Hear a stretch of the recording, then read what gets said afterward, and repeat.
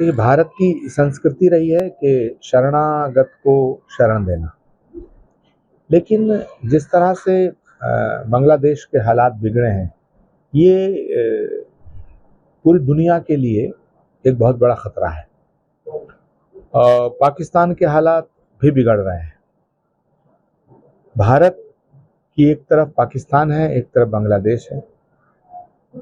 एकदम पड़ोसी देशों में अराजकता, आतंकवाद और बगावत और वायलेंस का जो एटमॉस्फेयर क्रिएट हुआ है, मुझे लगता है इसको देखते हुए भारत को बहुत सावधानी से चलना चाहिए।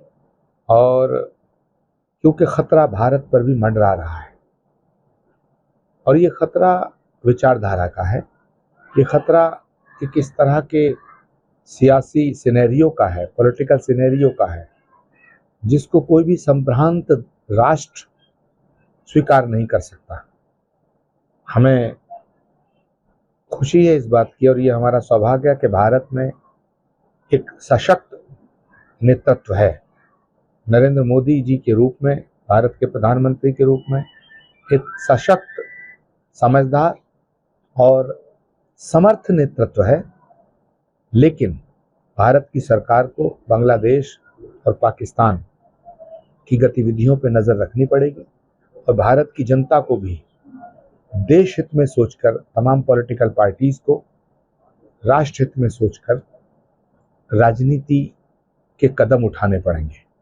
अपने स्वार्थ में अंधे होकर के राष्ट्र का नुकसान करने वाले सभी नेताओं से मैं अपील करना चाहता हूं कि सियासत अपनी जगह है, सत्ता अपनी जगह है, मगर जब बात राष्ट्र की आए, राष्ट्र के हित की आए, जब बात मुल्क की आए, तो वहाँ अपना स्वार्थ छोटा पड़ जाता है।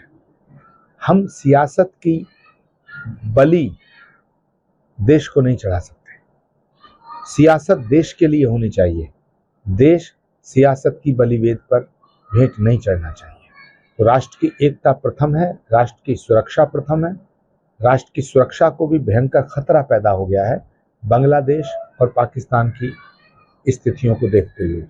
दूसरा, भारत सरकार और भारत के प्रधानमंत्री जी से मैं आग्रह करना चाहूँगा कि वो बांग्लादेश में जो भारतीय मूल के लोग रह रहे हैं, उनकी सुरक्षा सुनिश्चित करने के लिए इंटरनेशनल लेवल पे बात करें।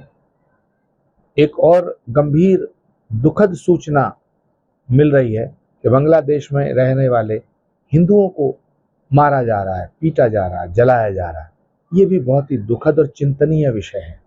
तो मैं भारत के प्रधानमंत्री जी से ये भी निवेदन करना चाहूँगा कि किसी भी सूरत में बांग्लादेश में जो हो रहा है उसको रुकवाने के लिए अंतर्राष्ट्रीय स्तर पर वो पहल करें, क्योंकि नरेंद्र मोदी जी सिर्फ भारत के ही नेता नहीं है, विश्व के सशक्त और समर्थ नेताओं के रूप में उन्होंने अपनी पहचान बनाई है।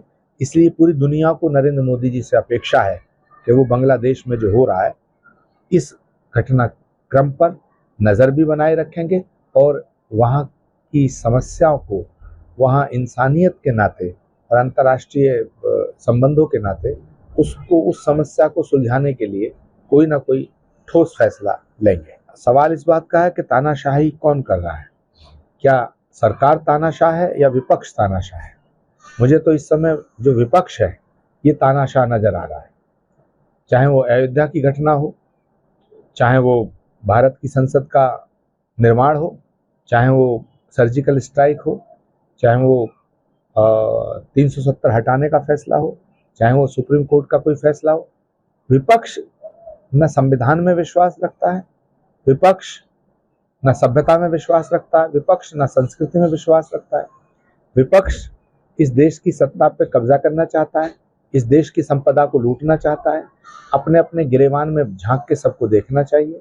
सरकारें सबने चलाई हैं, कल पंडित नेहरू जी से लेकर के डॉक्टर मनमोहन सिंह जी तक और आज नरेंद्र मोदी जी का कार्यकाल, इस सब की समीक्षा अगर निष्पक्ष तरीके से की जाए तो निसंदेह मैं कह सकता हूं कि आज भारत विश्व के स्तर पर जिस तरह भारत का गौरव बढ़ाने का काम नरेंद्र मोदी ने किया है, उससे हर एक भारतवासी को खुश होना चाहिए। मगर अफसोस की बात यह है कि विपक्ष सरकार से दूर होने के बाद सरकार की नीतियों की आलोचना करने की बजाय नरेंद्र मोदी से नफरत करना शुरू कर दिया है, नरेंद्र मोदी से नफरत करता है और नरेंद्र मोदी से नफरत करते करते वो देश से नफरत करना उसने शुरू कर दिया है। ये दुर्भाग्यपूर्ण